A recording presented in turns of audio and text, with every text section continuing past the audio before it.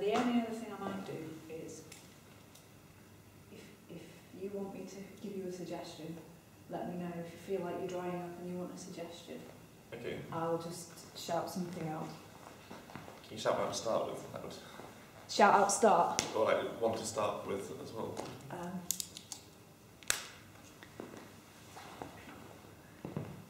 Start with leave on all the time. I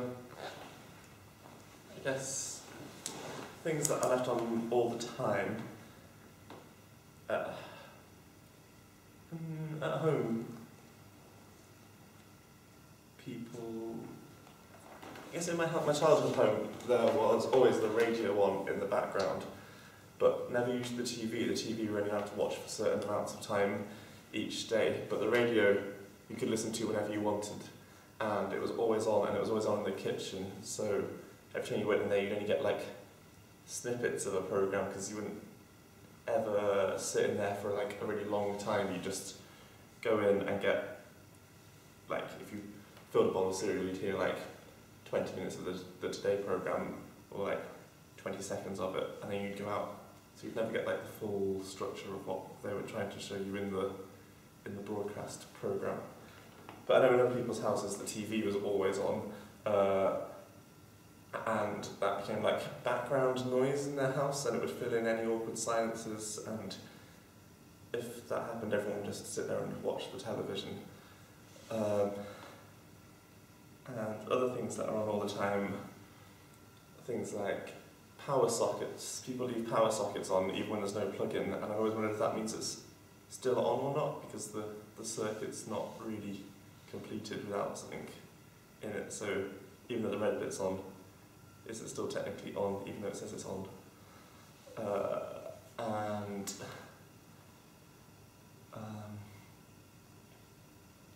many other things that are all the time. Oh, we said things like the national grid and like really old computers which were futile and pointless because they didn't really have any purpose apart from to like just generate numbers or just process arbitrary facts and like simple binary codes.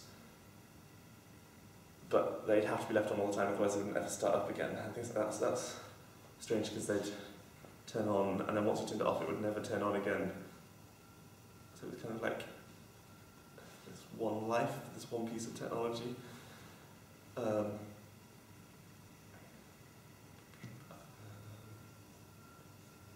I guess lights are left on a lot all the time, especially in the shops when you walk past at night and you see there's like lights on. I always wonder, like, is that light ever being turned off, or does it only go off when the bulb runs out or it breaks? I know at work we always leave the lights on, the beer taps on at work, and for some reason it really annoys me. It's like, surely we should turn those ones off if we turn the other lights off. But I guess we could do it for advertising and to make it their thing stand out more.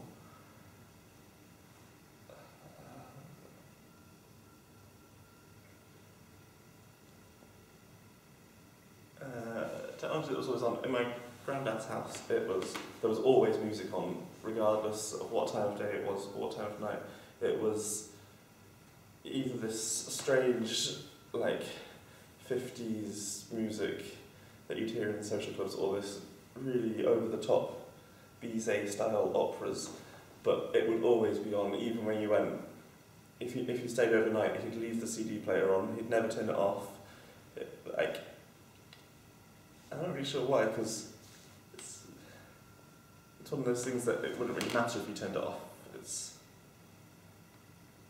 But perhaps he was just scared that maybe if he turned it off he'd lose something from it, or it wouldn't carry on with what he programmed it to do, or he'd lose some strange settings that he'd set specifically for his tastes. Was it on at night? It was on at night, it was on all night, it never turned off, and it had this little display, and I remember the display, it used to say things like rock, opera, rock, classic, pop, jazz, stadium, and it would just scroll through all night long, which was quite strange. But like, he'd could leave the CD player on, you wouldn't leave the music on all night, but you'd never just press the off switch, which is probably an awful waste of electricity, actually.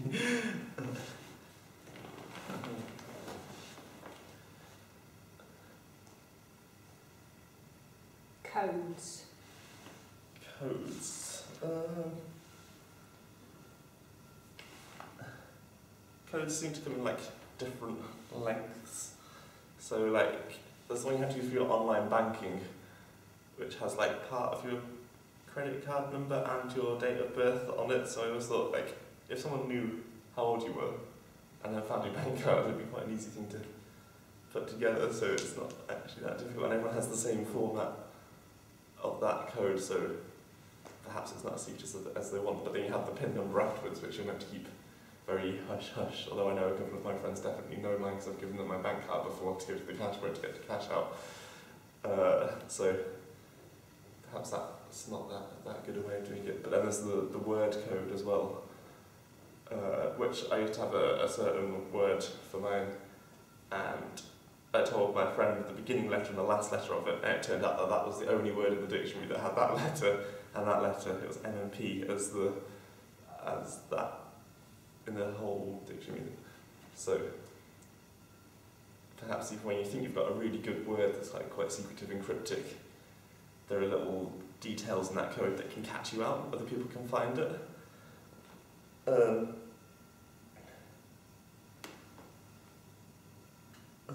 It's funny because on this tape it has FE90 written on it, which is clearly some sort of FE90EB, some sort of manufacturing code, so you can identify which thing it is. Oh God, I remember this from being young. They're really hard to get into.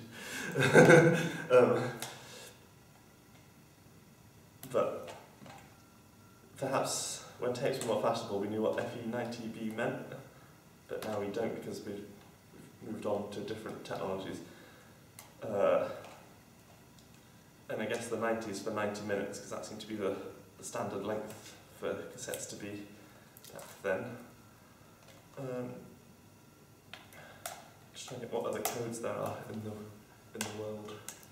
I think there are things like Morse code and like cryptic codes that military people use, or that like the government uses to keep things, to be able to communicate things about other people knowing about them.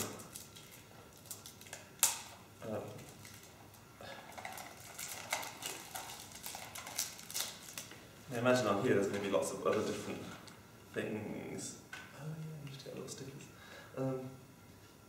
Like IEC1 and Type 1 and things like that, which, well, Type 1's not necessarily a code, it's a word, but you'd have to understand what the lists of types were, so it kind of is a code, or like a convention.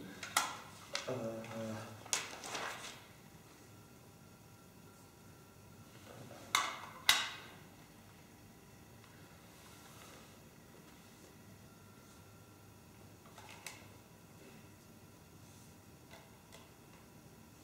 do I open this?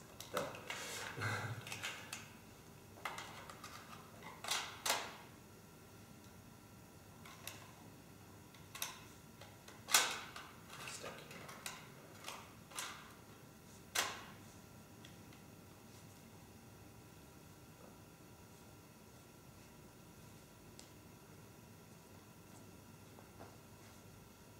The next thing. Oh, the next thing. Sorry. That's right, I was trying to think desperately well, like... That was going well. Try and have a think about which bits got kept. Let's stay in conventions and languages. Try and have a think about which bits got kept. You might have to really rack your brains. Okay. So I guess things that got kept in technology and were, well, I guess we still have things that spin round to make noises and sounds. So we started off with like records on a gramophone, and then that moved to LPs, which were just slightly bigger records. And then that moved on to cassette tapes, which still had the spinning things, which you'd have to use a pencil to wind back every time they came into a little loop, and then they'd inevitably snap. So and also that kind of the little spinny bits in here used to obviously in like things like the bigger track machines. It's like a bigger version of a cassette tape and probably more easy to damage, but you might get more information on the bigger one, I guess.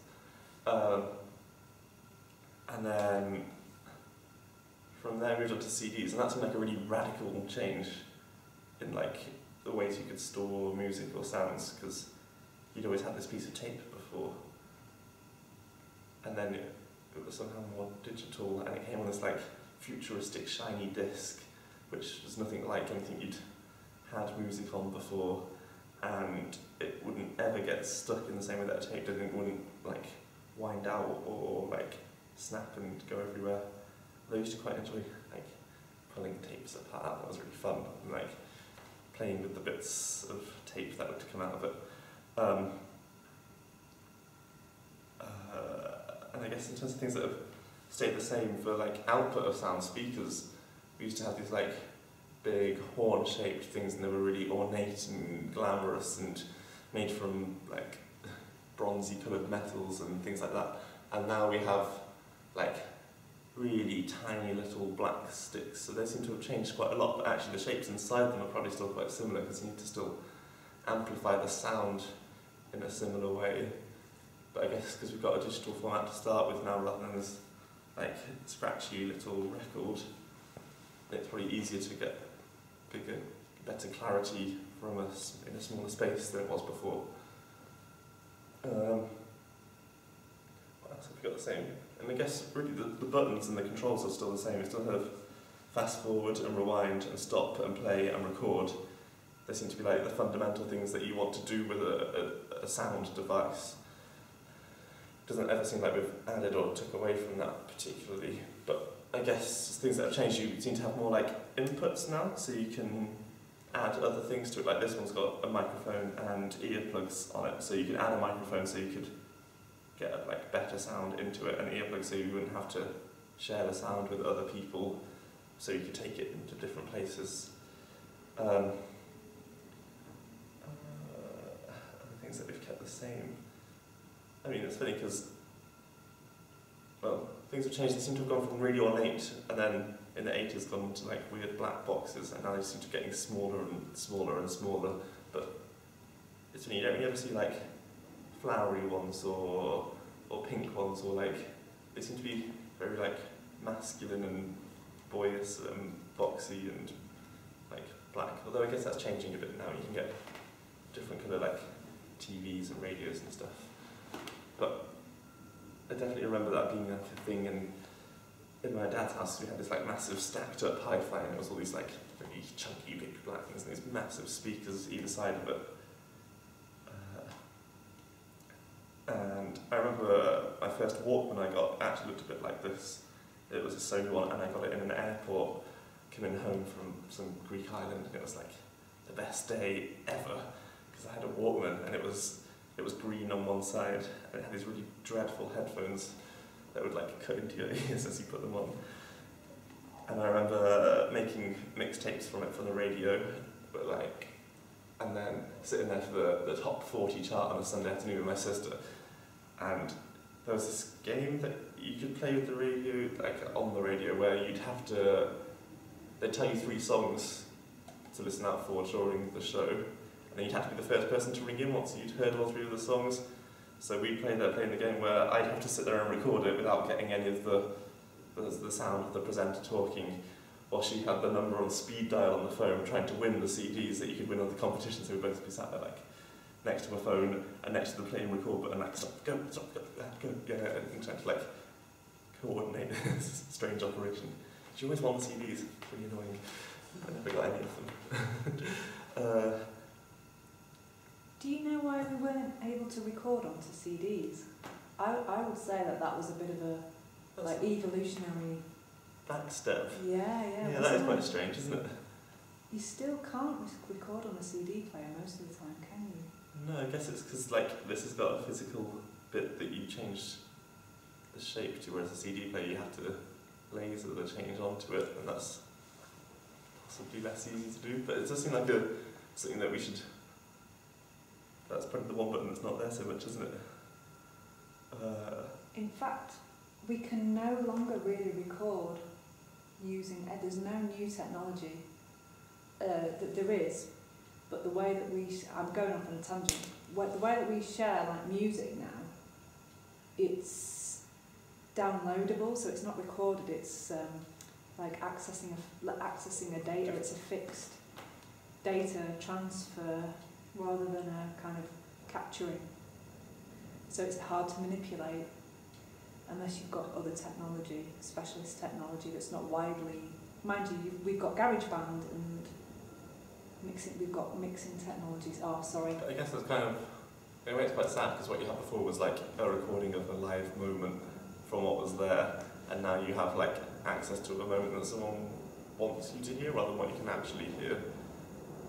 There's a lyric in an Ani DiFranco songs which is like, we used to make records as in a record of an event of people in a room making music, and now we don't really do that anymore. Well, we do, but then we can manipulate that and change it in so many more ways now that you don't have the like liveness of what it was before, and it's all changed. And that, it's funny because unplugged things and like the live lounge and things like that seem to get more popular the more things get produced, and they seem like a really different way of hearing things, but actually that's probably the wrong way around, isn't it? It should be more unusual to hear electronically produced things than actual instruments and music and voices.